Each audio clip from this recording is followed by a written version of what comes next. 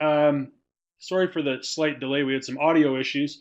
My name is Brian. I'm from Strong Coffee Marketing. We're a digital agency in Edmonton. You'll notice my little thing right below me here says I'm Duncan. We switched computers at the last minute. Duncan will appear and be right behind me momentarily. There he is. We're very excited to be back. We were here about 2, 3 weeks ago talking about some different marketing tips for golf courses.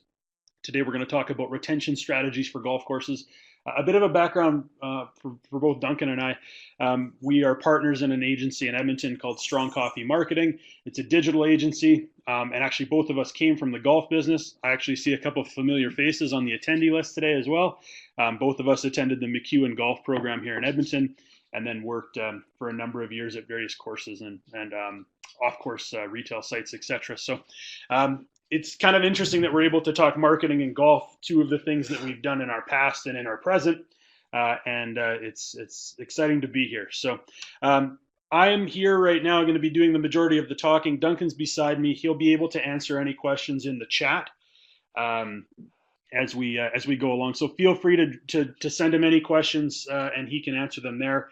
We'll also have the email addresses at the end of the presentation too, that you can send us an email afterwards as well if you have any further questions. Kind of like we did last time. If you were here last time I had a series of professional golfer images throughout the presentation, and people could guess the images and then send it in and for a chance to win a one-on-one Skype session or phone call. And we did have a winner last time, actually here locally from Wolf Creek.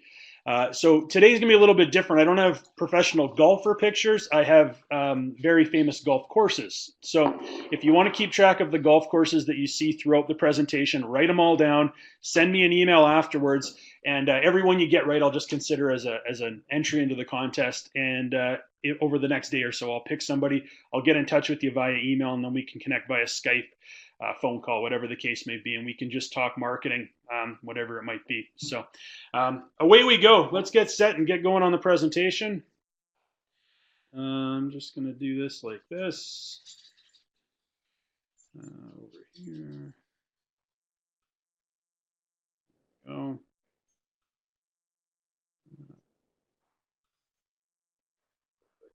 So retention strategies for golf courses. Now, retention strategies, golf courses aren't the only ones that would have a retention strategy. Stores do, restaurants do, hotels do. Any business has a retention strategy because, as you're probably aware, for a lot of businesses, the majority of income, the majority of revenue that you make is from the same group of customers. So on the golf side of things, members, whether you're a private course or even a public course or semi-private course, you're going to have that group of people, whether it be members or regular green fee players, that make up the bulk of the revenue that you bring in. So we need to understand the idea of retention. So there's going to be a number of things we want to talk about today. The first one being your audience. Who are your customers and what are they looking for? Because if you don't really know who your customers, whether they're members or green fee players, if you don't really know who they are, it's really hard to make sure they come back time and time again, or they renew their membership every year, or whatever the case may be. So as is the case in basically anything you do in marketing, if you don't clearly understand who your audience is, it's really, really hard to create messages, etc., around that to make sure you're hitting the mark. Your product, what do you have to offer customers? And we're going to dive into this a bit. So we're going to look at both the golf product and the stuff around the actual golf course, the experience of somebody coming to your course or being a member at your course, whether it's food and beverage, retail, etc. That's all part of the overall product and the overall experience that golfers will take in when they come and check out your club. Your packages. This is a really big one. It's a little bit different from product. You've got your services and your golf course, etc. But your package really defines how somebody sees your product. So we see this in a variety of businesses that we do, that we use, or we work with, I should say. I could have the most amazing products in the entire world, but if they're not packaged in the right way, it doesn't really hit the audience appropriately. So we're going to talk about packages and maybe start thinking about different types of packages we need to offer people to make sure they're going to come back time and time again. Value doesn't necessarily mean dollars and cents. Value can be in a number of different things, but essentially we want to make sure a member or a green fee player, they they're getting that perceived value. When they pay their money, they go, you know what? I know this was a lot of money, but I know I'm getting all these things in return. I'm seeing good value for the money I spend. So does value mean that you have to be the lowest cost golf alternative in your area? No, not at all. You just need to make sure that there's enough value inside of what you're offering that somebody sees that and goes, yep, the price matches what I'm getting, or maybe even what I'm getting exceeds the price in an ideal world, and I don't mind paying the money for this. Your competition, where else can consumers spend their money? So not just golf, but we think outside of the golf business too. There's a variety of different things, a variety of different ways families and individuals can spend their money. So golf may be one of many, but I know I have kids, and golf might not be on the radar, but maybe soccer or gymnastics or dance or taking an extra vacation or whatever the case may be. There's all these other things that get caught up in our daily lives and cause us to spend money and take our families and our significant others, whatever the case may be, elsewhere, that maybe all of a sudden golf gets thrown on the back burner. So we're going to talk about competition, both golf and non-golf. And your company, this is one that I always find fascinating, especially with golf courses. The idea of a golf course remaining somewhat old school, if that makes any sense, where they're not really changing with the times. And we really need to look at our company when talking about retention too. If we're not willing to seek out information and use it to make decisions, and we just think we can do the same thing over and over and over again, eventually that's going to catch up to us, and it's probably not going to end very well. When we deal with marketing and any of the other clients we work with, we do a lot of tourism work. If a hotel, for example, was to do the same thing over and over and over again and offer the same products and the same packages and the same services, eventually they'll be overtaken by competitors all around them, and they're not going to have those people coming back time and time again. People are going to go elsewhere because times change, and if companies don't change to match those times, you're going to be in real trouble. And the who, the reason this is highlighted in green is I kind of just want to remind everybody that although we're going to talk a lot about member retention today, a lot of these principles can be applied to regular green fee players, tournament players, whatever the case may be. The same principles apply. We're going to use members as an example because it fits really well with the golf business. But really, a lot of what we're going to talk about can apply to anyone across the board, and frankly, to any industry outside of golf too. Understanding retention a little bit further. Well, retention starts and finishes with your customers. They're the ones that pay the money. They're the ones that want certain products or services. We need to pay very close attention to them to make sure we're providing what they're looking for. Otherwise, they're going to go somewhere else to find it. Understanding what they want and need will help identify areas of possible change. So we'll talk about how we can dive deeper into the needs and wants of our audience and make sure we're giving them what they want. And change is going to be a big topic too.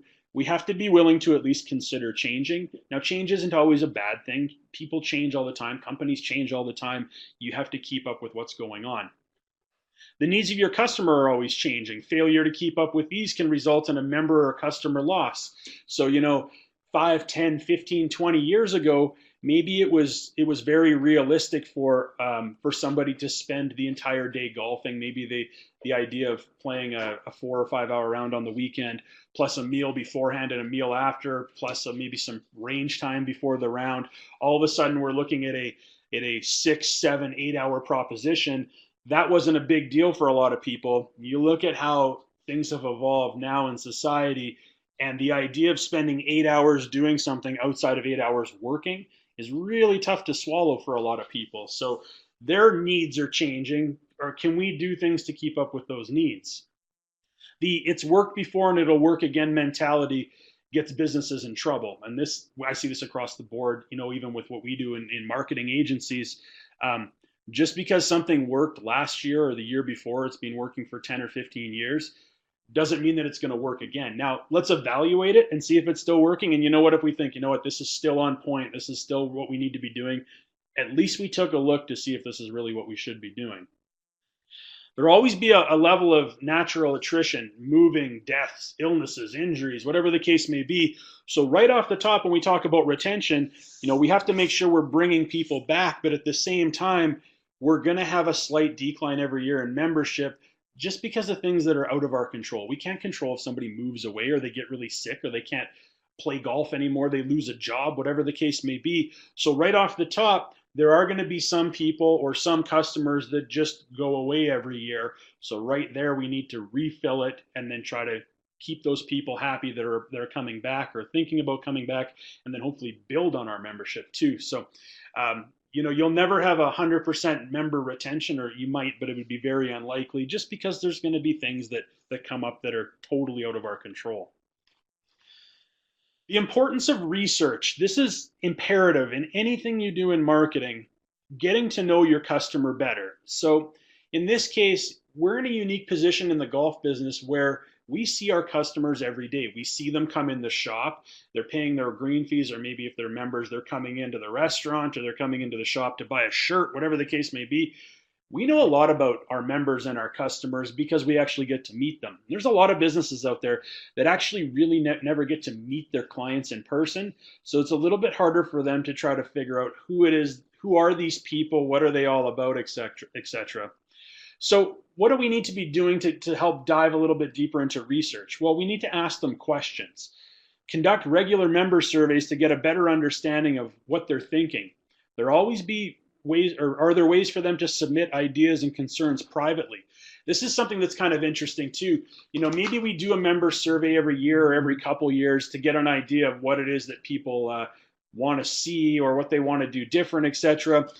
But there's always going to be that element, no matter what we talk about, with people just kind of towing the company line. And I don't want to be the one that causes all sorts of issues. So yeah, the food and beverage service is great this year. Or no, I don't think we need to add any other things. Or, I have a whole group of friends that want to add this, but I'm so on adding it. I'm going to say yes, just to kind of keep them happy.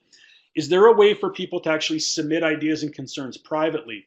If they're able to actually speak freely without having to worry about what others might think, you might get some more valuable information. That's part of the reason a question box, for example, is so good, where, I can have a question box at my hotel and somebody can just fill in a comment or a concern and they don't have to leave their name.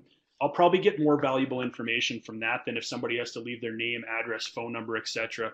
Maybe they don't want to follow up. Maybe they just want to say, hey, I think this could be changed, and that's that, and leave it at that. Conduct exit interviews. This is really important for those that are leaving the club. Are there specific reasons that they're leaving? Where are they going? That kind of thing.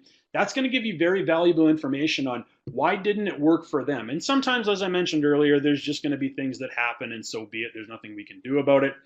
But you'd be surprised at the interesting little juicy morsels of information that you might pick up along the way from somebody saying, you know what, I've been a member here for 10 or 15 years, and over the past couple of years, I've noticed this and this, and it's just not working for me anymore.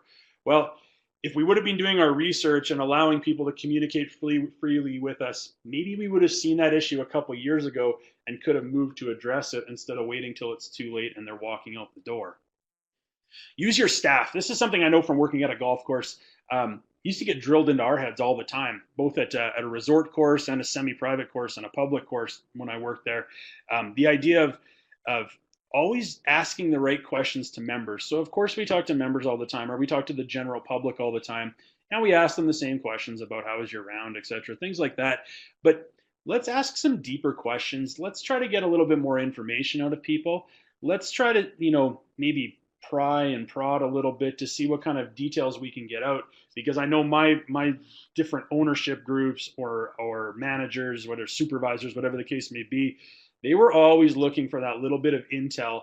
So if they got some intel about something that needed to be changed, they could go and make a change without really telling anyone, but could kind of in a way show, hey, we're listening to what you're saying. We're able to make changes on the fly, essentially. So use your staff. The staff also needs to know what it is that we're trying to look for. What kind of information would we really like to get? So they need to know to ask the right questions. And then how are they going to end up reporting to us? Is there a way that they can come and talk to us as managers? Is there some sort of submission system that they can put information in? Can you collect it maybe in your point of sale system, little comments, etc.? On the back of receipts when somebody's leaving a tip in food and beverage area, whatever the case may be. Technology, this is a really big one, and this is kind of our forte on the digital side. Do you have access to websites, social media analytics? a customer relationship system, like customer management system, where I can start to look at who are our members, how much money are they spending, who are our website visitors, what areas of the website do they go on the most, who follows us on social media, what kind of conversations are happening over there. The more data I can get from these various points of technology, the better off I'm going to be, the more information I have to work with. So pay very close attention to that. Even if you are a private club and you've got a website, you think, well, why do I really need to pay attention to what people do on our website? I know who my members are. Well, you might find that there's certain areas of your website that maybe future members or current members are accessing all the time, looking for information about events coming up, etc. If those areas of the website aren't updated regularly, we're kind of dropping the ball and eventually kind of showing that maybe we're very disorganized. That doesn't really show well for our brand. So there are some technology things that we want to work with and we want to keep in mind too. The biggest thing, and we tell this to all clients that we deal with, you might be pulling in all this data and all this information, but show that you're paying attention and that you're willing to do something about it. So, we will talk to hoteliers that'll say, I get all these comments on TripAdvisor saying, your rooms are dirty, my rooms are dirty, my rooms are dirty. And then we ask them, well, are your rooms dirty? And oftentimes they'll say, well, you know what, we've had some turnover in our cleaning staff and they are kind of dirty. Well, guess what? If people keep telling you the same thing and you're not willing to do anything about it, you're eventually going to lose customers. Maybe you should go and clean your rooms, and maybe you should increase the level of cleanliness around the hotel in general and actually tell people, hey, we listened to your concerns and we did something about it. That could apply at the golf course. If you hear the same things over and over again from your membership, we need to take that information and consider doing something about it.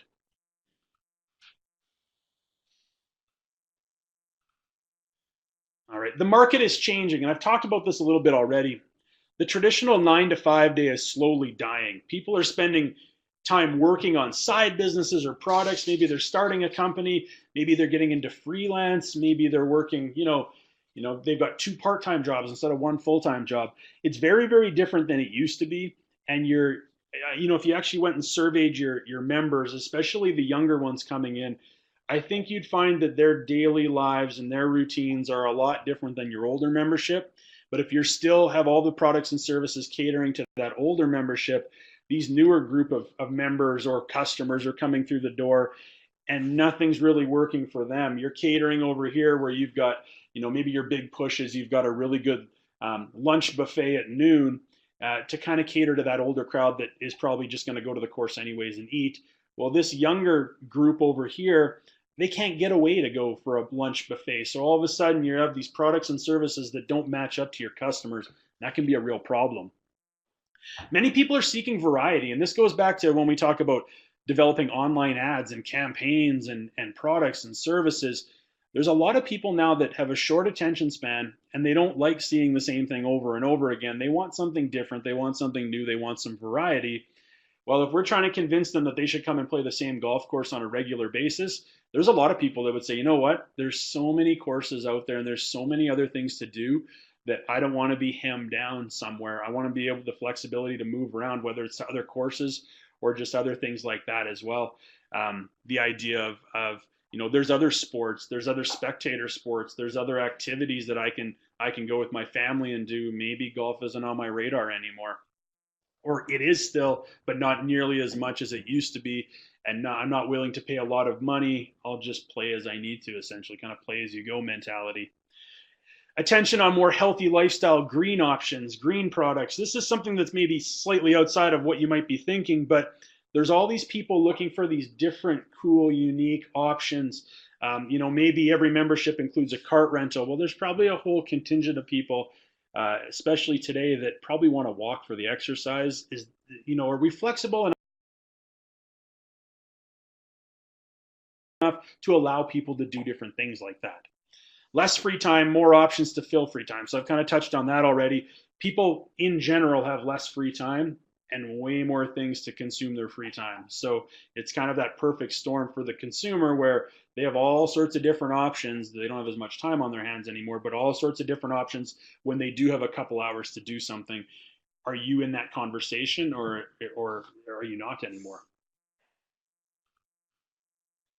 So this is a review slide from last time. If you joined us last time, I just want to really quickly touch on consumer barriers and the idea of consumers. We talk about when we're marketing our course or our product or our service, trying to tell people all the great things about our product or service. Sometimes we need to actually stop and look at it from the other side of things and go, what is it? What are the reasons that customers wouldn't want to come to me to buy something, to use my product or service? Well, cost of your services, being the most expensive in the area is okay if you can demonstrate value. So there could be barriers for some consumers that, no, you know what, that's too expensive, or I don't see the value in being a member at that club. And either they don't come over to begin with, or eventually they start looking at their budget and going, you know what, with that amount of money that we're spending at the course, we could do all these other things. We could take a trip. We could do whatever we want. Maybe that's not on our radar anymore. The cost of golf in general, and that's going up on the equipment side. More people are spending money on equipment or maybe destination golf. They're going away for a vacation every year. So the money's being spent, but it's being spent in different areas now. Beginner golf. So this is a really big one. We're trying to get beginners to come on board so we can grow the game, but there's still a lot of things out there that don't work for beginners whatsoever. They can't play certain courses because maybe they're too difficult. Maybe they're not allowed. Sometimes there's even courses that'll kind of limit who can play and the skill level, etc. The ideas of different types of equipment. There's all sorts of equipment out there for beginners, but maybe your shop caters more to that advanced golfer, and the equipment that you're carrying is designed for that membership that you think you have. That a lot of our members play a lot of golf. They need different kinds of equipment. Well, you know what? If you don't have beginner equipment to show beginners, you can't get them in the game. They're going to go somewhere else. Too many courses to choose from, and this is a big one. How do you stand out in the crowd? Well, good service and good value will always win out in the end. That's just something to keep in mind. There are a lot of golf courses out there. There's an overabundance of golf courses compared to the number of people playing golf courses in many areas. Edmonton being a prime example. There are a lot of golf courses out there, and a lot of different options for people to choose. Preconceived notions. What does your audience think of your course? And I talk about this later too. If that mentality around your course, both with your membership and your staff, and it kind of blends together, and it's that mentality of, we're very high end, this is the kind of people we cater to, that elite crowd. When somebody does have a little bit of money, a little bit of income available, they're going to look at the different courses they could choose, and they go, maybe this isn't really the one for me because I've heard some things about this course. I'll be very curious to see what people have heard about your course, and is there anything you can do to change those notions. Time, we've talked about that, and family needs. How does your course treat families? If it's not very family friendly and you're trying to cater to a younger membership or trying to keep your younger members around, but it's not really the ideal place to bring their kids or to get their kids playing, that's a really tough thing to manage. So just kind of want to review that slide from last time before we start diving into the different areas. So your audience. Members will have different reasons for joining and staying. They're not all the same. They might look the same or they might be in the same age, but they're all going to have their reasons for staying and their reasons for joining. Some value certain products and services more than others. So what we're saying there is, we might have a certain services that we offer golf courses or offer our members. A lot of members might like that, but there might be a big group of them that frankly don't care if you've got bag drop, etc. So something just to keep in mind there. The sense of being part of a family. Your audience typically likes that kind of thing. The idea of, I'm coming to see the same group of people all the time. I kind of know the staff. I kind of know a lot of the members. That's something that they really like. And that's one of the big perks with being a member somewhere, whether it's a golf course or elsewhere. You're used to the same people all the time. Maybe the food is the same. You kind of know what you're getting when you show up there. And they value routine and consistency in products and services. Oh, somebody's playing with my slides here. 1 second. Go back here. Go like this. There we go. All right, so some things to look at when we talk about memberships. What does their membership experience look like? How long have they been members there? Who do they visit with? What are frequently asked questions and concerns? What does their perfect membership experience look like? These are all things we need to consider and maybe even ask our members to get a better sense of who they are and what it is that they're looking for. What does their member experience look like from the time they come to the club every day to the time they leave? What's their path every day? What kind of things do they like? Do they not like? Do they use? Do they not use? How long have they been members for? They might value certain things because they've been around a long time compared to others that have maybe just begun their journey with you as a member. Those people might have different things that they really care about. Who do they come with? Do they come with their family all the time? Do they come with the same group of guys or gals every time to play golf?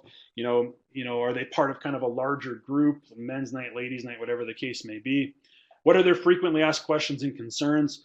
What does their perfect membership experience look like? So in an ideal world, if you ran this golf course, Mr. Member or Mrs. Member, what would it look like in terms of the services and products that we would offer? So your audience, let's get some ideas of the audience now too. Investigate the habits of each member.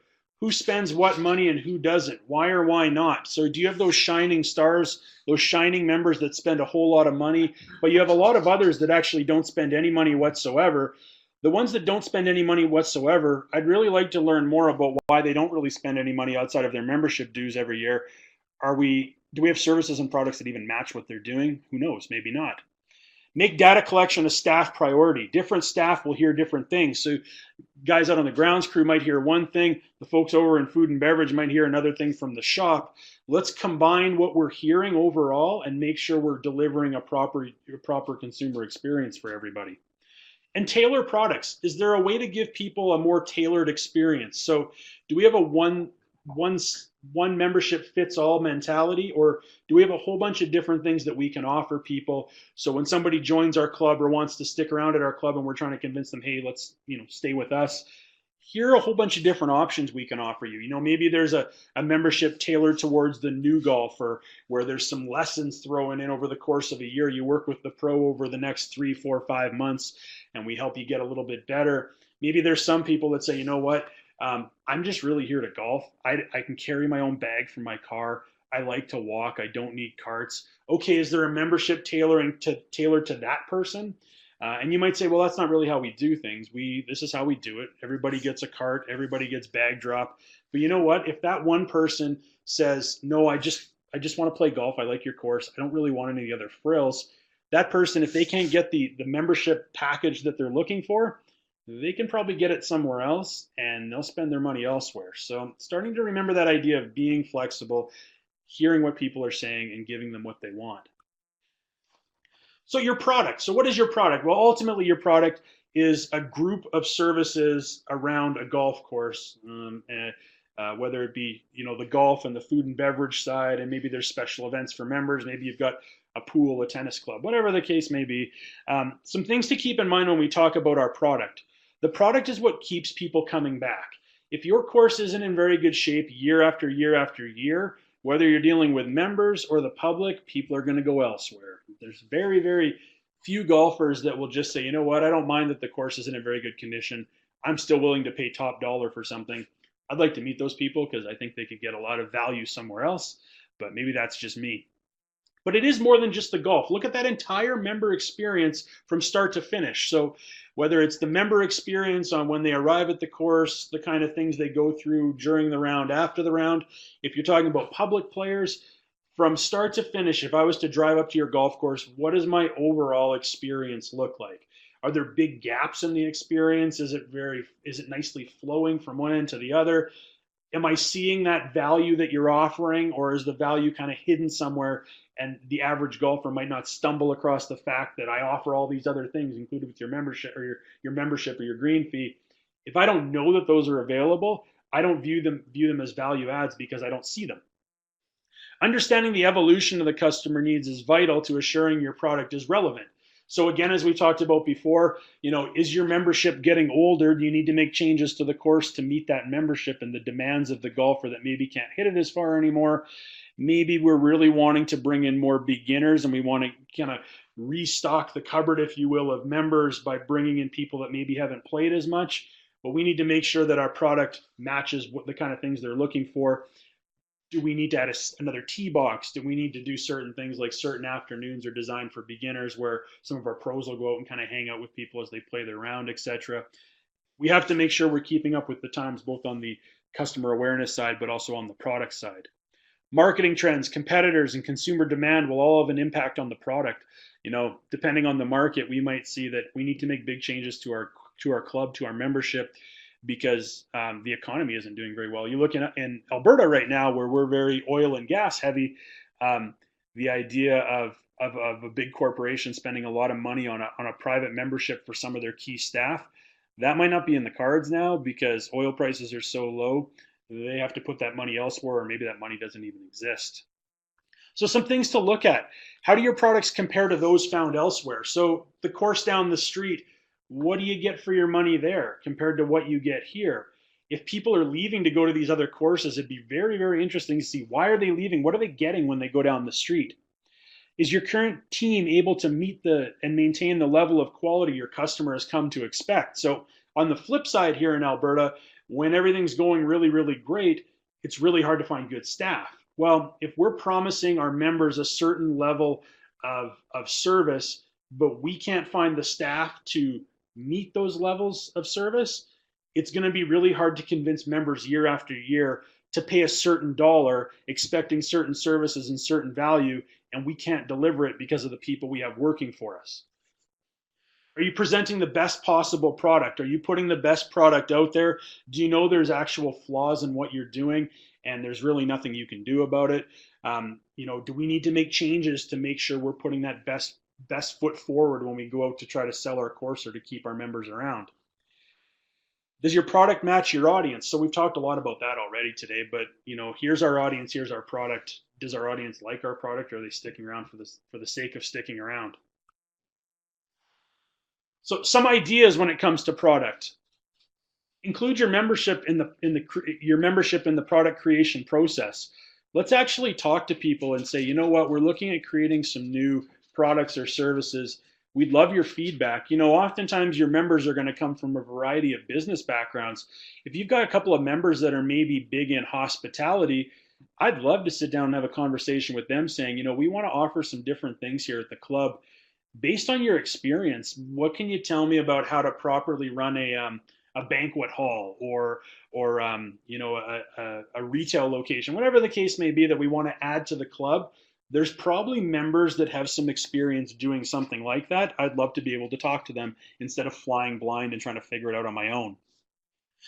Look at unique customer needs in the market and determine if you should create a product. So the idea of, is there a big influx of beginner golfers, a big influx of junior golfers coming through? Can we tailor products to meet the needs of those people? Look for transition products, those that help beginners transition into regulars, those that help juniors transition into full members. This is something that's been brought up a number of times when we were having discussions building the presentation. The idea of a junior member probably started with his or her parents and they've been at your course for a while as they've grown up and now they're hitting 18 or 21 or whenever you kind of use the cutoff point for juniors. Is there a neat product that we've got or a membership that we've got that can transition them into becoming a full member? Or do they kind of hit that stage where it's like, okay, you've reached this certain age. If you want to keep playing here, this is what it's going to cost you now. And truthfully, it's probably way more than they can afford because they're in the middle of post-secondary education or they've just got their first real full-time job. They can't afford that, so they end up leaving and maybe playing golf elsewhere as a public green fee player wherever. We're probably never going to get them back. They'll have a nice experience somewhere else, and maybe that's where they decide to stick around. So do we have those products to transition those people that are beginners or juniors or whatever the case? We'll give you a taste of it for this price, and then eventually we can work you through some sort of model where we can work up to you becoming a full member. It doesn't just happen overnight at the end of one season. You go from bang to bang. Your packages. This is another one, as we touched on earlier. You might have amazing products and services, but you need to package them in a way that is relevant to your audience. The way products are packaged has considerable impact on sales, and we see this through any business that we work with. Just the way we package something or the way we present it or the way we price it, it catches people's attention. And sometimes, we might have had this product going for a long time, but we packaged it slightly different. And now all of a sudden it's the big seller. It's the big new thing. So think about how you might need to package different things to get that in front of people or to give them the idea of there's more value on the table now, where maybe that value is being there all along. You're pushing it forward to show people, look at all these other things you get when you pay X price. Create packages specific to your audience should be considered. Obviously a big one. let's look at the economy, let's look at trends, let's look at our membership in general. What kind of packages do we need to create to make sure they're happy? And think of the consumer barriers like we talked about already, and tailor packages to solve those problems. So the big barrier maybe in your area might be that golf in general is too expensive. I can't pay all this money to do this. Can we create products and packages that'll meet those needs? Maybe somebody says, I don't have all sorts of time to play golf. I can't commit to being a full-time member. I'm just too busy. I'm starting a company right now. It would be nice if I was able to bring some of my good customers or good employees around for a round of golf, but I can't pay what you're asking. Well, maybe we do some different things like, okay, are there part-time memberships available? And courses have these. Weekday memberships available. Maybe the idea of a punch card comes up where you pay X number of dollars to be a member of the club to get all those other products and services, and then you actually do your green fees through a punch card system. Something that you may want to consider. You can still bring people to the course. You just have to be creative with how you bring them there. Things to look at. What's worked in the past? Maybe we had some cool ideas way back when one of the older managers was there. And you always hear members talk about, well, when so-and-so was around, they did some really neat things around this. And then when the next person came in, they got rid of all that.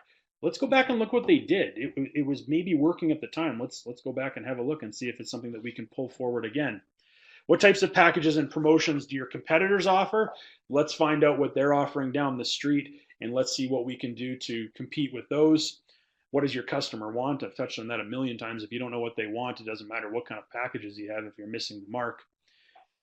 How can you repackage what you already do? Maybe you've got all these cool things available right now, but they're laid out in a way that it doesn't really present itself well when you're trying to sell your course to members or to keep people around. Highlight those things you already do. Just repackage it in a different way to kind of give that person a sense of, oh, there's a lot of new things happening. There's a lot of value that I didn't see before, but when you do pull it out that way, I totally see the value in it now. Can you add new products or services to current ones? So here's our kind of base membership. Here's a bunch of different options we could throw in, maybe a la carte style, for example, so you can kind of build your own membership. The idea of tailoring your own package to the needs of you.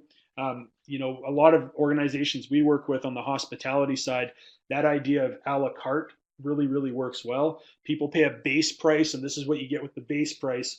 And then here are all your other options. Pick and choose which ones you like. It's very similar to buying a car.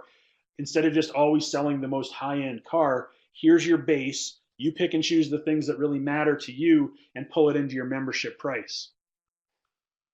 So some ideas. Create packages for small business owners, beginners, those that rarely golf, those that never golf. If those people are still interested in getting involved in what you do, is there a way we can create packages around that to make sure that they spend their money with us instead of somewhere else? Maybe we have a small business owners package where it's a punch card system after they pay their X number of dollars to become a member.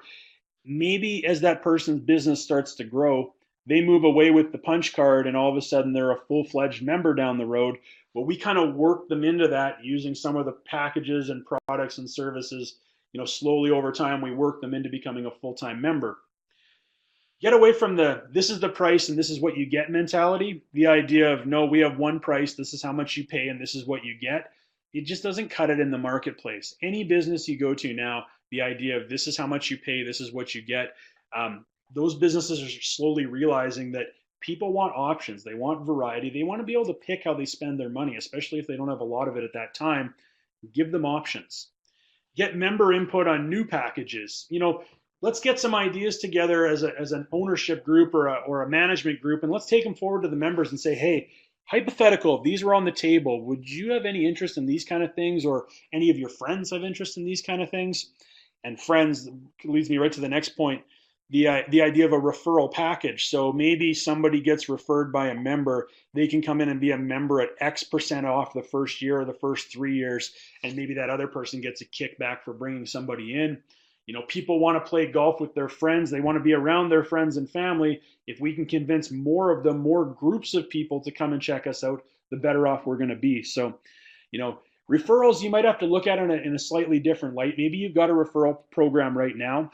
Are there other things we can do both on the referee side and the person being referred to try to make that a better experience for everybody involved?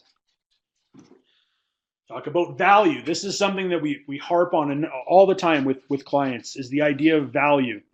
Many public golf courses are now offering private style services. So whereas before a lot of those upper end services were really limited to destination style golf courses and private golf courses, you can go to a lot of high end public courses now and get all those little perks, all those extra little things. So if somebody wants that member experience somewhere, they don't need to pay the big bucks. They can pay a one-time fee or a two-time fee and go there a couple times a year and kind of get that full experience. So gone to the days where you could offer something that no one else can. That experience can happen anywhere you want at this point. Understand that value doesn't always mean lowest price. I don't care how much you charge. Just make sure you can show me I'm getting good value for my money. Supply and demand can sway the market, and this is something that sometimes you can't really control. But if a whole bunch of other courses open up in your area, the supply is very high, but the demand, the number of golfers remains the same. They've got a lot of other options out on the table. What are we going to do to make sure we're retaining those members and they're not going somewhere else, or they're not going, you know what, I'm just going to go kind of be a public golfer this year. There's so many different options around here. I'm going to try that instead. What are we going to do to help retain those members? Many see playing a variety of courses as a value. So we talk about value on the dollars and cents side or the services side. Some people value the ability to go anywhere they want and play any golf course they want. That's an interesting challenge for a membership or a membership kind of model where we're trying to get one person come back over and over and over again. Well, there's all sorts of different options for people now. Playing a number of courses, I value that as a golfer. I like to try all sorts of different things. How are we gonna combat that? That's a very difficult one to do. Things to look at. Let's think about our members. Do they think they're getting good value? If you ask somebody, hey, you pay X number of dollars a year, do you think overall you get your money's worth? Not just from the number of rounds you play, but the overall experience. Do you think you're getting decent value for what you're paying? You properly communicate your benefits and perks. Do people know that there's towel service in the showers? Do people know that lockers are included with the membership? Some people just might not know. I know working at golf courses, I was always shocked that members didn't know they maybe got a discount in the restaurant because they never went there because they were always like, oh, I'll just go get something to eat elsewhere on the way home. Well, if we don't properly communicate the fact that you actually get a discount in the restaurant, they're not going to stick around and there goes dollars out the door. So make sure members are very aware, and the public too, they're very aware of what they're getting for their money. Are benefits part of all memberships, or are they available a la carte? Something we've touched on already. Here's your base price. Here are all the different things you can pick from. That might appeal to a lot of people because they can kind of pick their value and they can determine on their own when the dollars they're paying equals good value.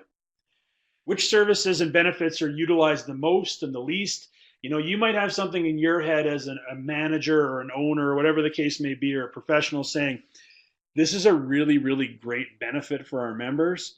But if you're the only one that thinks that's a great benefit for your members and no one else really cares, there's no value in that. People look at that and go, okay, there's a service I'll never use. I don't consider that value add because I'm never going to use it anyways.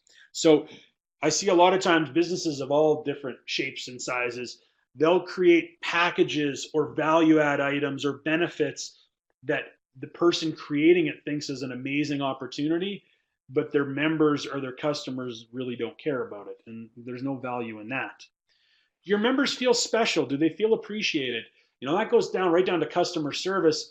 Do your staff know the people's names? Do they kind of know what they're looking for when they come in the shop to buy a shirt or to the restaurant to get some food?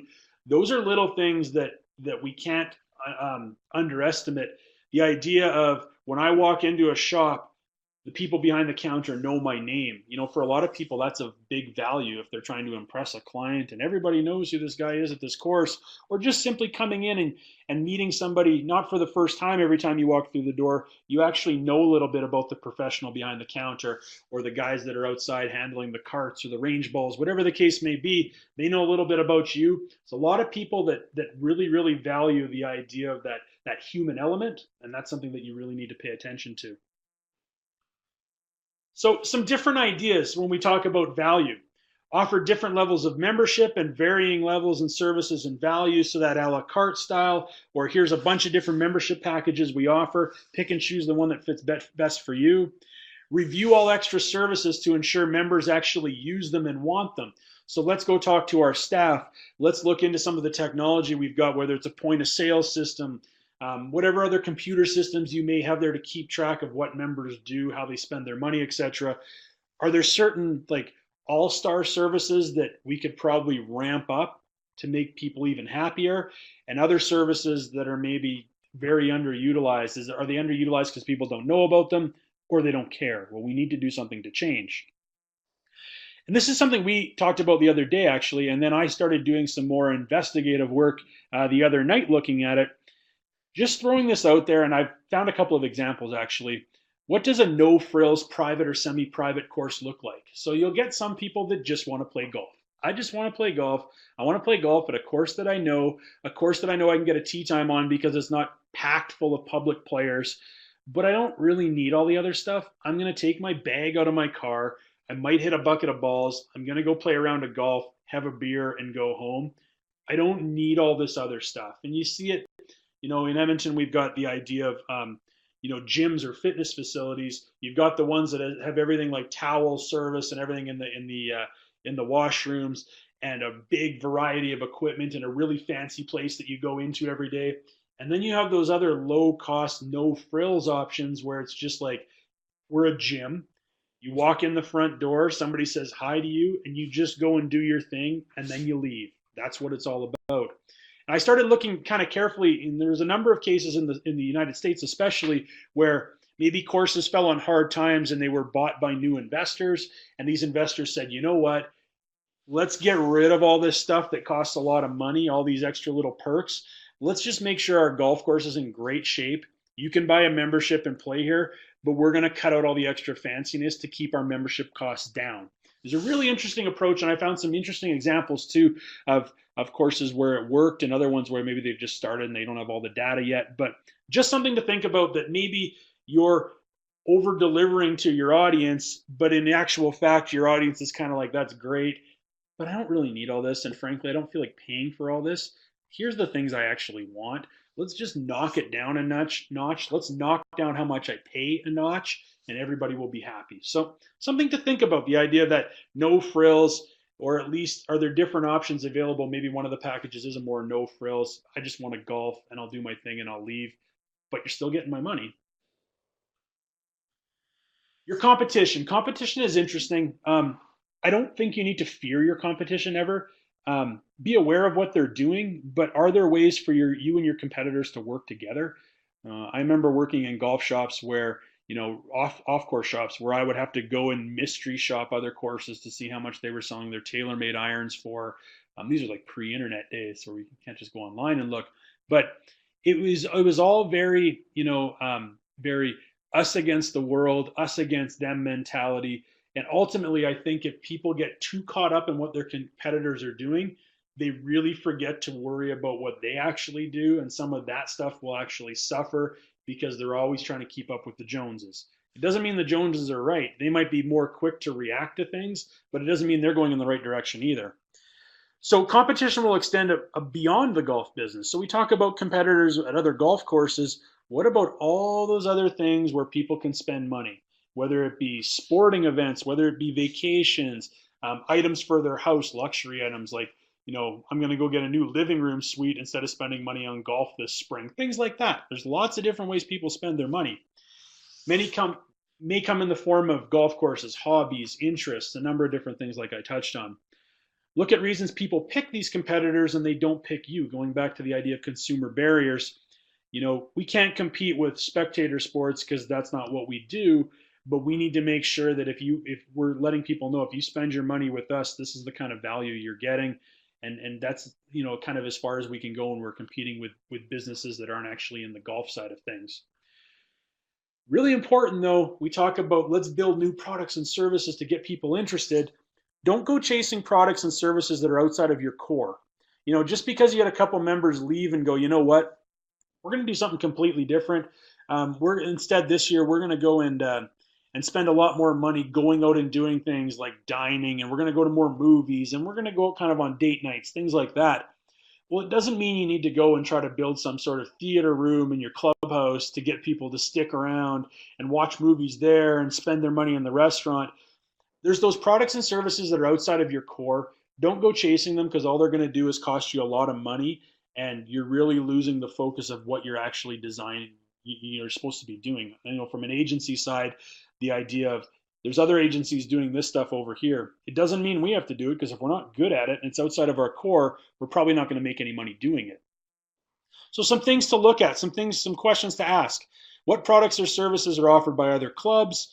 What are things that members have mentioned they'd enjoy seeing at the club? Or maybe they went and they were a guest somewhere else and said, you know what, there's some neat things going on over here that you should maybe consider. What would an increase in products and services do to the membership rate? Are people willing to pay? People will always have ideas on how you can get better as a club, and that's all fine and dandy. But if we actually stop and take a cost analysis of how much it costs to implement these new products or services, it's going to cost everybody X number of dollars more. Are the membership willing to go, yeah, okay, that makes sense? Or no, you know what, those services aren't really as important. Let's keep our membership prices down a little bit. So it's great to have all these ideas, but we have to put some sort of a cost analysis together to determine, will people pay for these new services, or maybe they'll even leave. And obviously we don't want that. And where else are they spending their discretionary income? Let's talk to them. Let's ask them. Your staff will hear things too. So and so, that couple that are usually here playing 5 days a week, we haven't seen them as much. Well, so and so in the restaurant mentioned that they've been going out and getting away a lot on weekends and going and doing little day trips or road trips on the weekends. Well, there goes some of their money out the door to go check out Jasper or Banff this weekend instead of staying in town and playing golf here. So some ideas: look for partnerships beyond golf to expand your members' other experiences. So do we have reciprocal offers where people that are members at our course can play other courses and those members can play with us, expanding what we offer members? Maybe we find that there's a lot of members that are spending a lot of money on kind of the idea of travel or spas. Are there ways we can get in touch with some of these businesses outside of golf and say, hey, you know what? I know our membership really likes what you're doing over there. Can we offer some sort of perk where our members receive X percentage off of your services, and we can help drive membership over, or people over there to spend some money? Well, you might think, well, all you're doing is you're driving people to your competitors. No, we're offering them value, saying if you have a membership with us, you can get a deal at some of these other places you really like going. They're going to see that as a bit of a value and go, okay, you know what, I'm going to stick around. I see that I can get a good discount and do these other things still, but I can still stay with you and spend my money with you as well. As I talked about, competitors aren't always the enemy. If there's ways to work together to benefit you both, go for it. Different partnerships available. Consider reciprocal deals. Consider week-long memberships if you're a tourism destination. So if you're a course that maybe has a smaller membership, but you're in some sort of tourism area, you're a destination course, can you offer different things where people can play for an entire week? So it's like a mini membership, as opposed to trying to get them back as daily green fee players every day. I know Duncan's done that in the past, especially in BC. You can go somewhere and play somewhere for a week, and it's almost like you're a member for a week, essentially, with the services that you're offered too. Is your brand a golf course or a lifestyle? So how are we integrated into everybody's lives? Are we the place people come to go and play golf? Or are we part of that? Are you a member of this place that you can get cool perks and deals all around town? And oh, by the way, you play golf with us too. Is it more of a lifestyle type membership where people get all these other things happening because they're a member at your course because you've gone and worked partnerships with a variety of people? That's a big value. If somebody says, I'm a member at this course, but here's a whole list of different random perks I get all around town, that's pretty interesting. That would be an interesting value proposition that you could take to your members, and I think a lot of people would be on board with it. The company, as we start to wrap up here, your company is a big thing. I mean, if you're not willing to change, it doesn't really matter what kind of ideas you have. So you're more than likely one of many golf options for people or for members. So you're probably not the only show in town, and if you are, you've got a real interesting competitive advantage. But most times there's other things people can do, whether it be golf or non-golf, in the area where they could go and spend their money. The attitude within your golf course can drive people away. I touched on this already, but What's the perceived value, or the perception of your golf course from the outside, not your members, from people on the outside? If people think your golf course is a certain thing, maybe in a negative light, oh, it's that really snooty course down that all the rich people play, and I'd never go there in a million years. It's really hard to bring in new members. And on the flip side, if we're talking about member retention, there's a lot of people that don't want to be attached to certain courses that have certain stigmas about them, where I say, oh, I'm a member at so and so course, and people kind of roll their eyes and go, oh, great, that's, I've heard about people there. That's not a good thing to have. That's going to be really hard to keep members and to bring new ones in. The customer is always first. Without them, you're in trouble. So we have to listen to what they're saying. We have to, as a company, be very aware of what people want and look at ways of keeping up to date with what people want. And flexibility is a necessity. I can't go out and do the same thing over and over and over again. I need to be flexible. I need to be able to change. So that means too the idea of who are my decision makers, and my decision makers at the golf course, are they willing to change as well or not? Things to look at. Who ultimately makes the decisions in your club? Do decision makers have full access to data, not just the number reports? What was the bottom line this year? Did we make money or lose money? Can they look at our website analytics? Can they look at our social media analytics? Can they look at our point of sale system to try to figure out where is the money in the club being spent? What services are being used or underutilized? They need to see the full picture when making a decision, not just the bottom line. Oh, look, we made money this year. Everything's going great. See you next year. Not the way it works. Are forward thinkers within your sphere of decision makers? Is your board very old school? They like things to remain the same. Can you inject some new blood into that board and throw out some new ideas? Or they can be the voice of that new membership group that's maybe that up and coming membership group that ultimately is going to take over this course one day, or they're going to leave because nothing changes. I want to make sure I've got a wide variety on a board. Just like when you pick a board of directors for a company, usually those people aren't all the same. They come from different backgrounds. Maybe they're different ages. They have different experiences, because I want to get a wide scope of what's going on at my course to make decisions that benefit everyone, not just a small group. So some ideas when it comes to the company. Be the course with flexible options, as we touched on already. Here's a whole bunch of different things you can do at our course. We're really flexible with our membership. Pick and choose what you're after. We'll make sure we set you up. Offer payment plans. Can people pay over the course of 12 months or whatever the case may be? They don't have to have some sort of lump sum amount of money up front to join. Allow a barrier-free stream for juniors to become full members. I've touched on that already. Offer unique non-golf amenities. Maybe you need to go off the board. Let's make sure it somewhat fits in our core, but maybe we need to look at things that aren't golf related, extra little perks or services that people might actually be interested in, and work that referral angle. Everybody's got friends. How can we get more of people just like you to come to my course and be a member at my course? Because if your friends are all a member at my course, the chance of you sticking around is much greater, because you want to hang out with your friends and play golf with your friends and have something to eat with your friends afterwards. So work that referral angle. That can really help both on creating a new membership base or expanding on your membership base, but also keeping existing ones around too. They're far less likely to leave. If they have a whole bunch of friends doing the same thing, they're probably going to stick with the herd. Some tools of the trade as we wrap up. What are some different things on the technology side we can look at? And we've touched on a few of these already. The CRM. Can we review the habits and trends of your members? Where are they spending the money? Where aren't they spending their money? When do they play the most? Are we a weekend crowd, a weekday crowd? Are there different things we can do to fill holes that we might have in our tee sheets, etc., maybe with different membership packages? Website analytics. Pay close attention to where your visitors go on your website, the top pages, the exit pages, things of that nature. People are coming to our website, both members and non-members. Where are they going on our website? Let's make sure we've got good content to kind of match where they're going. Make sure those pages are up to date. Make sure your whole website's up to date, obviously, but let's make sure we have up-to-date information on our website.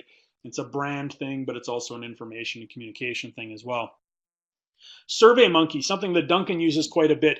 You want to create a member survey and have it mailed out so people don't have to stand in the clubhouse and fill it out. They can do it online at home. SurveyMonkey is a fantastic tool, very low cost tool that allows you to create online surveys. People can submit their details, perhaps anonymously, and really you can get some really good insights into what people actually think about your course. Sales, where's money being spent? Should you allocate more resources to areas that make you more money? If there's certain things that are really popular, do we need to shift resources from one thing to another and beef up areas where people are spending a lot of the money? Perhaps that's something to look at. But if you don't have sales data, it's hard to try to make a determination based on what you see with your eye.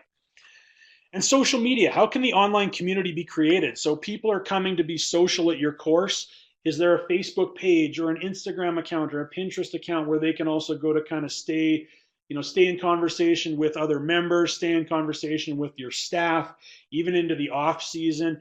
People still want to be a part of that kind of community. Can we use online tools to keep that conversation going? The closer that they feel to being part of our brand, part of our course, the less likely the chance of them straying and going somewhere else. If they really feel like a valued member of a community, the community being your course, they're probably going to stick around. So that concludes our presentation for today. As mentioned, thank you very much for coming. If you happen to catch any of the pictures on the slides and you see some courses that you recognize, there's some from Canada, some from abroad, some from down south, write them down. Send me an email at that address, brian@strongcoffeemarketing.com.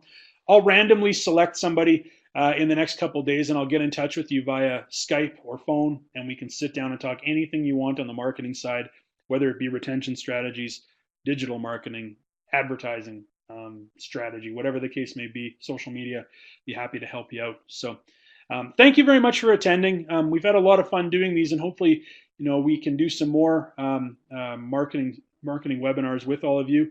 On behalf of myself and Duncan, thank you very much. We'll stick online here. If you have any questions, you can type them away. We'll stick online for a few minutes and we can answer them on camera. So thank you very much for attending.